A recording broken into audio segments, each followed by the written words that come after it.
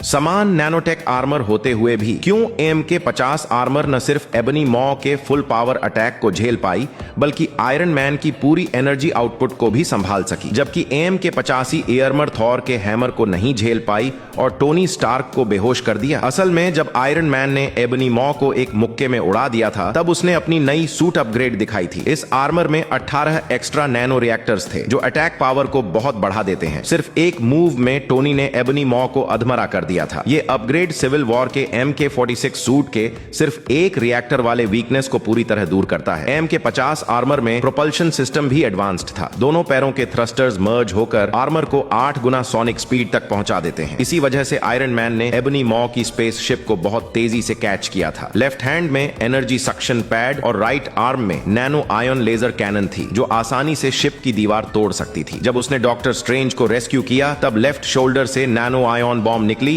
जिसने शिप को ब्लास्ट कर दिया और इबोनी मॉ वैक्यूम में खींच गया। ये हिडन शोल्डर कैनन पहली बार आयरन मैन 1 में दिखी थी जब टोनी ने हॉस्टेज रेस्क्यू किया था। फिर MK-7 में सेकंड जेन कैनन आया और MK-50 में थर्ड जनरेशन जो नैनो आयन टेक पर आधारित था। इस सूट की बैक साइड पर 6 मिसाइल लॉन्चर्स भी लगे थे जिनसे उसने एक बार में 6 मिसाइल दाग कर एनिमी को पूरी तरह तबाह कर दिया था। आर्म्स के थ्रस्टर्स डायरेक्शन कंट्रोल के लिए थे और जब अटैक हिट हुआ तो पैरों ने फिर मर्ज होकर आयन कैनन को एक्टिवेट किया जिससे overall attack power maximum level तक पहुंच गई। जब सूट ग्राउंड पर उतरा तब उसके पैर ट्रायंगल शेप में बदल गए ताकि ग्रिप और स्टेबिलिटी बढ़े। सूट का आर्म भी हैमर फॉर्म में बदल जाता था। पीछे माइक्रो थ्रस्टर लगते थे जिससे अटैक स्पीड बहुत बढ़ जाती थी, इतना कि उसने मॉ को दीवार से टकराकर तोड़ दिया। मॉ जब काउंटर अटैक करता है और आयरन मैन का हेलमेट क्रश कर देता है तब नैनो आयन्स तुरंत हेलमेट को रिजेनरेट कर देते हैं। जब मॉ ने पावर स्टोन से हमला किया तो नैनो आयन्स ने तुरंत एक एनर्जी शील्ड बना लिया जो न सिर्फ पावर स्टोन के अटैक को रोकता है बल्कि रिफ्लेक्ट भी करता है। आयरन मैन ने कॉम्बैट में लगातार आर्मर के अटैक फॉर्म्स बदलकर माव को डिफेंस ब्रेक कर दिया और पहला ब्लड निकाल लिया। लेकिन आर्मर की एक बड़ी वीकनेस थी, उसकी डिफेंस बहुत लो थी। मॉ ने आसानी से हेलमेट क्रश कर दिया और आयरन मैन को जमीन पर गिराकर बुरी तरह पीट दिया। नैनो आयन्स हर तरफ बिखर गए और कुछ ही सेकंडों में MK-50 आर्मर बुरी तरह डैमेज्ड हो गया। टोनी ने आखिरी नैनो आयन्स को डैगर में बदलकर काउंटर अटैक किया लेकिन माव ने उसे सिंगल हैंड से पकड़ लिया और टोनी को आर पार भेद दिया। अगर डॉक्टर स्ट्रेंज ने टाइम स्टोन देकर उसकी जान न बचाई होती तो आयरन मैन इन्फिनिटी वॉर में ही मर गया होता। लेकिन एंड गेम तक यानी 5 साल बाद MK-85 आर्मर गॉड लेवल तक इवॉल्व हो चुका था। इसका प्रूफ था नैनो वायरलेस गॉन्टलेट जो ड्वार्फ किंग द्वारा बनाए गए ओरिजिनल इन्फिनिटी गॉन्टलेट की रेप्लिका थी, capable of holding all 6 infinity stones. Tony ने इसे